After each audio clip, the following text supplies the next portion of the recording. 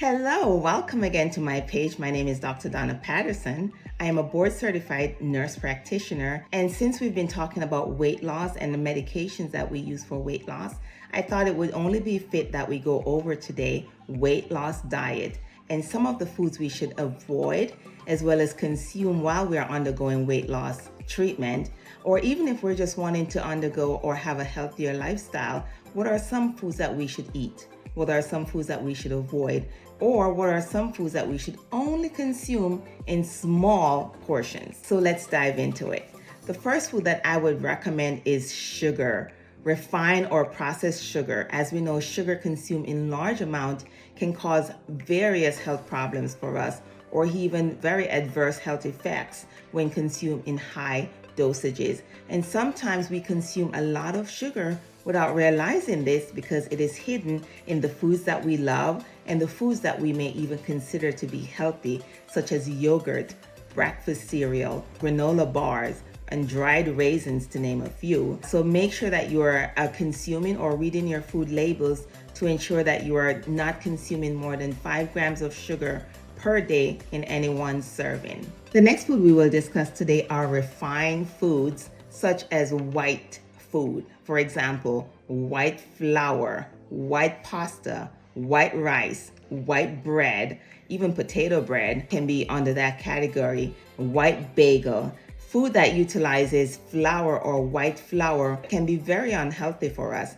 and so we should consume these in only small portion if we choose to consume these at all. But while on a weight loss regimen, it is recommended that we avoid white processed food and instead choose whole grain or whole wheat food substitute. Let's talk fried foods. Whenever we are utilizing medication for weight loss or we're just wanting to live a healthier lifestyle, it is best that we avoid certain fried food or most fried foods. But especially if you're utilizing medication for weight loss, such as the GLP-1 agonists, such as semaglutide, Rybelsus or Ozempic, which are all semaglutide, Mounjaro, Saxenda, Trulicity, or even Victoza. These medication works best by slowing gastric emptying. Even phentermine, which is considered to be an anoretic. These medications slows gastric emptying, which means the food takes longer to leave our stomach, causing us to have a sense of feeling fuller for longer. Hence, we eat less food throughout the day, and therefore we experience weight loss. However, some of the side effects that comes with these medications include gastrointestinal effects while our bodies are getting used to this medication, and these can be nausea, vomiting, diarrhea, or even constipation or a feeling of just an upset stomach. And whenever we eat fried food while on these medications, it can aggravate these symptoms and make our symptoms worse. So it is best recommended that you avoid fried food, especially those that are fried with peanut oil. And utilize instead, it is recommended that if you have an air fryer, to use the air fryer so that you can still enjoy the foods that you love without the added side effect of having the oil or having them fried in oil. So there you have it. You can still enjoy that fried chicken. Just make sure that you put it in an air fryer. Sugary drinks. What are these? Well, we tend to drink a lot of juice from time to time because it tastes good, right? But while you're on a weight loss regimen, it is recommended that you avoid sugary drinks because these drinks contain added sugar, which can increase the amount of sugar we consume on a daily basis, not only from the food that we're eating, but also from the drinks that we're putting in our bodies.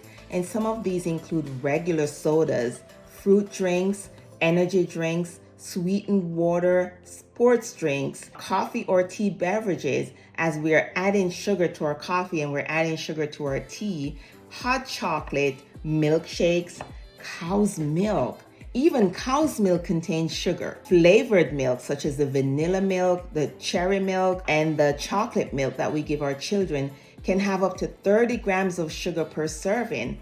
And it is recommended that we don't consume more than 5 grams of sugar per serving in any one meal. So 30 grams of serving in flavored milk is very bad for us. Fruit smoothies, ice slushies, like I mentioned before. I think I mentioned hot chocolate and milkshake. These all contain added sugar, so it is best that we're watching the food labels, if they have labels, or just to avoid these altogether to ensure that we're not consuming too much sugar while we're on a weight loss regimen.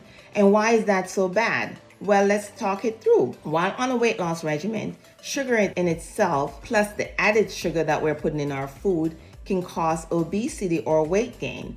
And if we're on a weight loss regimen, this will affect our result because we will be gaining weight instead of losing weight. So it is recommended, of course, that you avoid these because it can cause not just obesity and weight gain, but it can cause added or even worse aggravated health effects such as type 2 diabetes, heart disease, kidney disease, non-alcoholic fatty liver disease, tooth decay. Even as adults, yes, we do get tooth decays as well, gout, which is a type of arthritis that people will have in their joints, in their toes, in their fingers, and inflammation. High blood pressure is also a result of having too much sugar. It affects your mood. It causes us to have acne or skin breakout, and it drains or depletes our energy. Just consider having too much food and you just feel so tired all the time and so sleepy because you have too much sugar in your body. And so it is best recommended, of course, that either you avoid these altogether or you use a sugar substitute, or instead you drink water. Our bodies are made up primarily of water anyway, and so it is recommended that we drink 6 to 8 ounces of 8-ounce water per day. And for some people who likes water, they drink even up to a gallon of water per day. So it is try to drink more water instead than reaching for that sugary drink. Or if you have to have that drink, I would recommend that you take the diet version of that drink just to satisfy that craving, because of course we don't want to deny you any food that you like or like to have, but we just want you to choose the healthier version or the healthier option, which will be best for your weight loss result and overall giving you a better sense of feeling of well-being because you're eating healthier, you're losing weight, you're looking good, you're feeling good. And not only that, you are avoiding the health effects that come with obesity and primarily by the foods that we eat. And these are all avoidable. So let's avoid them if we can. Starchy foods. Foods that are high in starch can lead to weight gain, and so it is important that we are avoiding foods that are high in starch or just minimizing how much of that food we consume while we are going through a weight loss regimen or trying to live a healthier lifestyle. Some foods that are high in starch are white potatoes, corn, pasta, white rice like we mentioned before, flour, bread, and for example, the baked potato. These foods are consumed with additives that are very unhealthy for us, such as butter and sour cream, salt and bacon bits, which can add additional fat to our diet, causing us to gain weight. So it is recommended that if we should eat these things, that we just minimize how much of them we eat, or we avoid them altogether while undergoing weight loss regimen. Next, we will talk about alcohol. Lots of us like alcohol, especially when we're out partying with friends or we're having a good time. It's a holiday, we're out socializing or networking. But while we're on a weight loss regimen, it is recommended that we avoid alcohol, especially if we are taking weight loss medication, because this can lead to significant health effects. You can have adverse effect of consuming alcohol while also taking prescription medication. So it is recommended that you avoid consuming alcohol at all, or if you must consume alcohol because you just have to, it is recommended that for women you have no more than 1 drink per day, or for men more than 2 drinks per day. It is also recommended that you consume alcohol with food, which will cause you to feel fuller longer, thus consuming less alcohol altogether. And keep in mind also that some alcoholic drinks, such as margaritas, contain sugar.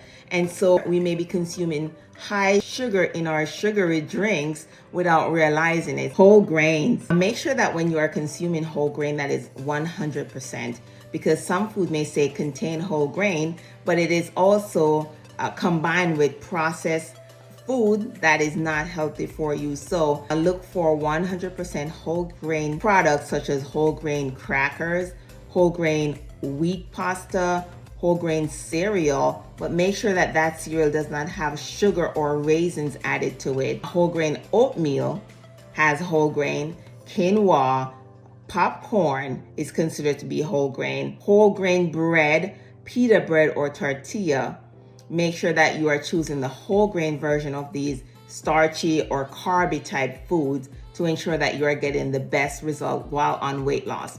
Whole grain food makes us feel fuller, longer, and so it is best recommended that you consume these versus the processed fiber of the food or the processed food instead. When we spoke about plant-based protein, legume is an excellent source of plant-based protein. However, it is considered to be very starchy. And so if we must consume a legume because it is so rich in fiber, iron, magnesium, and folate, which is necessary for our bodies and our building block, it is recommended that you combine this with non-starchy food, such as non-starchy vegetables and protein, to prevent spike in your blood sugar level. That way you won't be gaining excessive weight by consuming too much legumes. So legumes can be good for you, but make sure you're combining it with non-starchy fruits, food, and vegetables. So today we talked about a variety of things that we can consume as well as not consume while we're on a weight loss regimen. And so this list, of course, is not comprehensive. There are so many different things that we could add to this, but they would make this video so much longer. And so I just wanted to give you an idea of some of the things that are bad while on weight loss regimen, or some of the things that are considered good or that you should definitely consume while on weight loss regimen.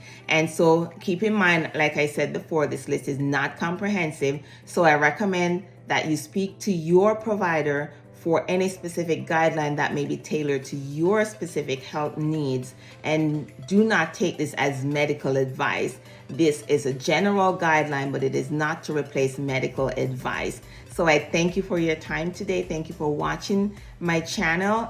We pray that you are doing well and that you are staying safe.